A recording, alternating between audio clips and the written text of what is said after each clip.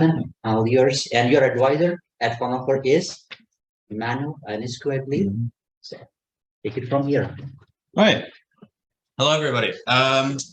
As Repeat has just introduced me, my name is Jonathan Kroll. I am a mechanical engineering undergrad at the University of Texas at Arlington.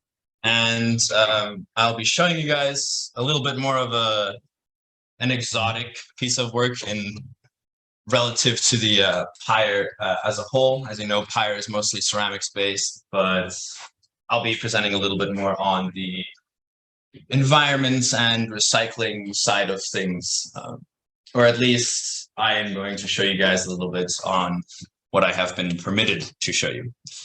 As it says there, Dr. UNESCO was actually my advisor, but I worked directly with a colleague, Chan Lee. She was sort of my direct superior or supervisor, and she guided me and she showed me the ropes and she showed me the projects and what I would undertake during my time at Fraunhofer.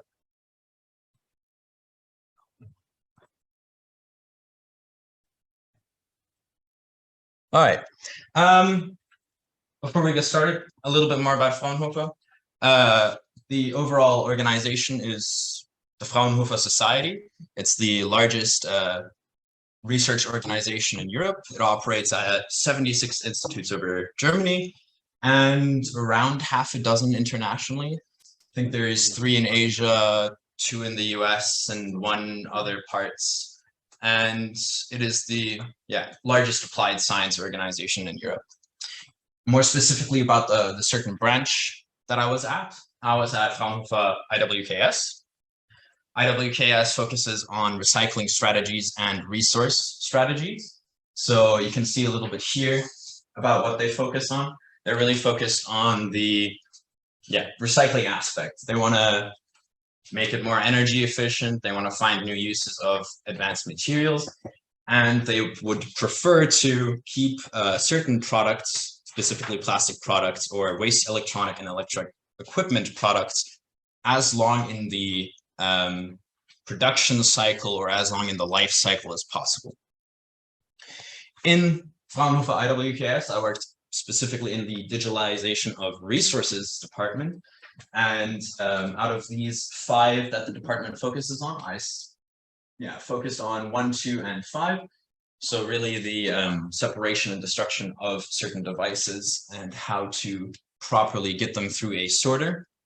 I focused also mostly, the first 2 are sort of a subset of the 5th. This is all constantly to essentially feed it into a multi-property parameter modeling system where I can optimize and evaluate every single step to see what is best at which point in the process and to go from there. So the motivation is obviously, I assume all of you have at least heard of the ongoing crisis of the environment and such, and how many different factors there are to blame, But in the past 3 to 4 years, it's become a rather large issue of plastics, and specifically coming from a lot of electronic waste that people are putting out. 60% of the world's population is online. That is a lot of devices. I know even for myself, I have thrown away at least 2 phones in the past because they have either gone kaput or they have broken and I have needed to get a new one. Sort of symbolized over here, many people own multiple devices. I know for myself, I own multiple devices, but obviously I don't throw away all of them. And over here you get a 2020 study of 2019 showing that around 54 million tons of electronic waste had been generated that year alone. That is up 21% from the last 5 years. So it is a rather dire need, especially for a place of Europe to properly recycle these, because in the United States, you are obviously dealing with a little bit more land mass, and you can, make a landfill somewhere, deposit it, everything fine. But here in Europe, you would like to find ways to reuse, recycle. This is just a little diagram of what I went over. Everything falls into the evaluation of optimization metrics. And that begins with the object identification.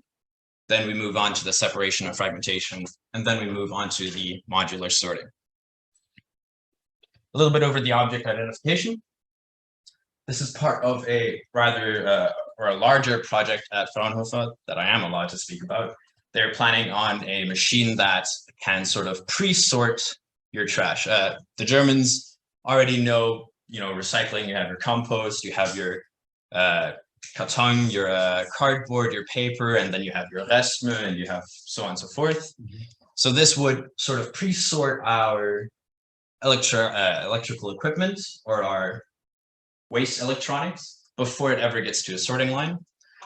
Reason why is that certain devices have certain methods of recycling.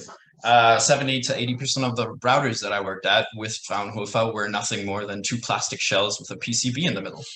This is very easily to just quite literally tear apart with your hands.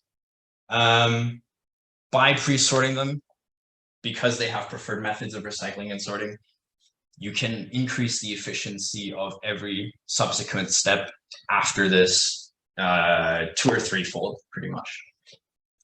The way we do this is, obviously, yes, having a guy there being like, hey, this is a router. Hey, this is a mobile phone. Hey, this is a smartphone. It's a great idea, but we can do it better.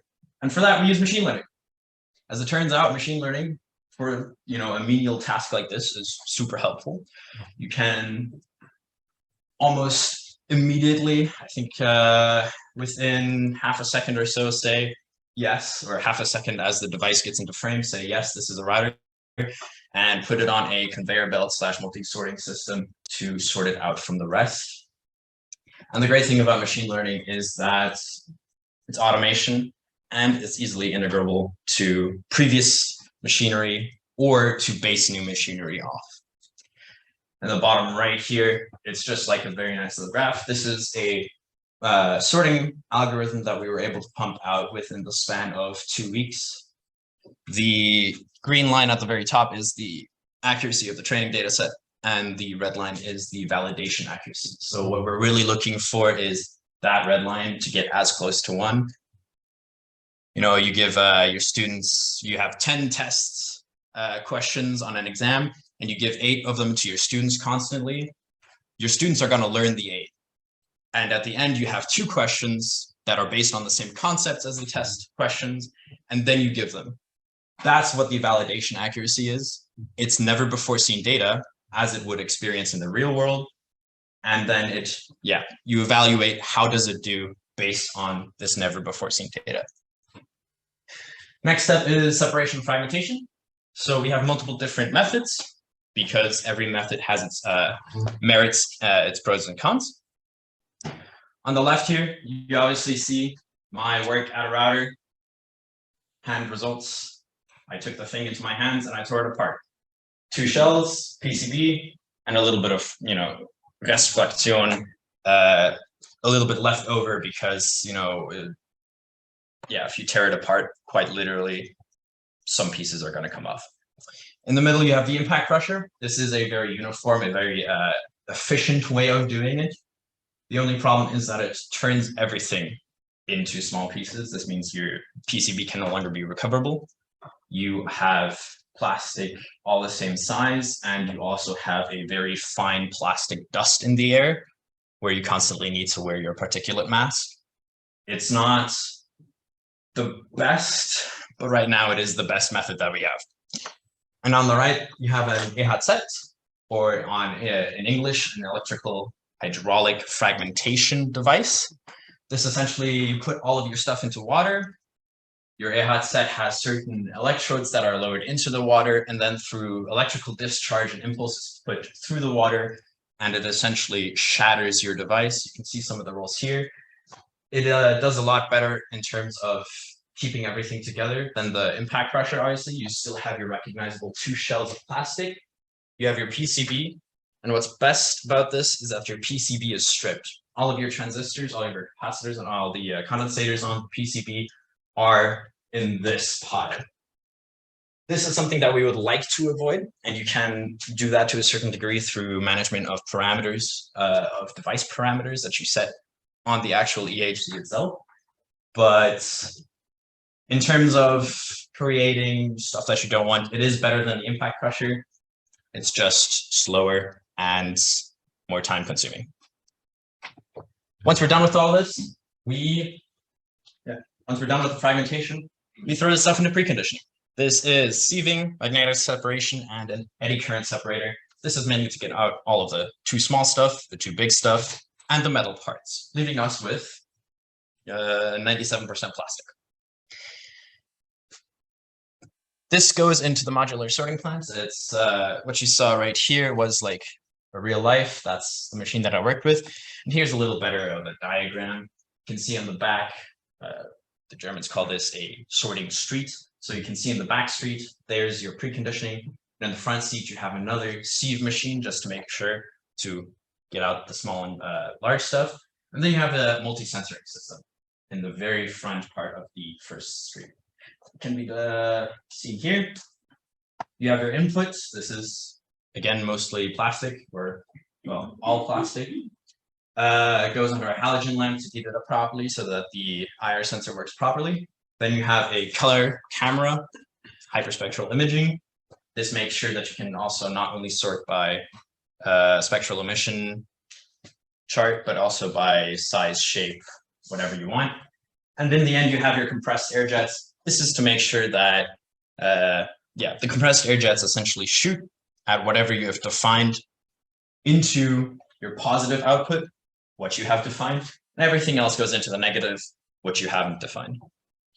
And the outputs of this step look a little bit like this. So you get two things that can be categorized as digital outputs and digital outputs. Your digital outputs include a layered spectrum chart of the actual object. So you can see here, because we're using NIR, near infrared, that our operating range is actually only from 1300 to 1900 nanometers, which means everything past this is a little bit gratuitous. But on the right, you see example charts of what certain plastics look like, their IR spectrum. And what it does is, pixel by pixel, the IR camera is quite literally constantly feeding the machine a pixel by 1920 pixels image, I guess you could say. And it's reconstructing it line by line by line by line until it gets to an object, at which point it starts doing the object. If I could move that thing. So behind here, you have the spectral emissions of, or the IR spectrum chart of PET, which is this part. A lot of the problem is that NIR can't properly recognize black plastics. It's a large problem because of the carbon content of it. It absorbs too much. It doesn't really reflect anything back. What means black plastics are near invisible to this sorting method, and it's a problem that we're currently working with and working on. In terms of physical outputs, you obviously get your two outputs of positive and negative, which is your target material and everything else. And it can be determined by plastic type, color, shape, and a myriad of different metrics. And what you also can do is you can change the purity, what means the mass percent, and the yield. Generally, if you want a higher purity, you will get a lower mass percent. What means, hey, we tell the computer, hey, only sort out what you are 97% sure is polycarbonate plastic. At which point you get a very low mass percent, because even if it recognizes polycarbonate plastic, it might not shoot at it because there's some PET sticking to it. And we're not quite sure if it's 100% polycarbonate plastic. So we just let it go. This provides a unique challenge in itself. And in the end, you will have to either work around this or find a better sorting method. And all of this feeds into the evaluation and optimization metric. Your evaluation is electricity used, materials used, materials output, so on and so forth. There are great databases like EcoInvent and certain LCA databases that give you a very nice equivalent CO2 tonnage of your materials used. For example, the impact crusher won't be using as much electricity as the EHC, seeing as the EHC just uses electricity as its operating method. And then we put this into an optimization algorithm, and we try and see what is the best way that we can, sort, destroy every single device. I would have loved to show a very specific example. It's essentially just not a flow chart, but a sort of tree, and you can see every single step along the way. It evaluates based on monetary, time, environmental impact. It's quite complex, and this graphic doesn't really give it justice, but you can still garner some interesting thoughts from it. Here is really the tree process and how you can go about recycling something. All right, conclusions and afterthoughts. Once again, record of 54 million metric tons of electronic waste generated worldwide in 2019. This is a study from 2020. You might notice that this is already a 2-year-old study on a 3-year-old sample space. It's not great. This study comes out every 2 to 4 years from the UNU. What means, 5 years, up 21%. You can definitely expect at least 21%, if not more, because as we know, the growth on these types of things doesn't tend to be linear, but rather near exponential. And because of this massive crisis, it encourages further development. We want to get better at this. We want to get better at fragmentation and use less resources for it. We want to get better at sorting, preferably through some machine learning method. Machine learning can greatly alleviate certain bottlenecks present already in this process, and it's already being used. So it's not like a novel idea, but it can probably be used better. And of course, the actual methods of recycling and sorting. More methods equals more choice, and with each method will come its own pros and cons, and there will be devices that prefer a certain method to the other. This means that more methods can only mean better outcomes in terms of evaluation and optimization. And that is it.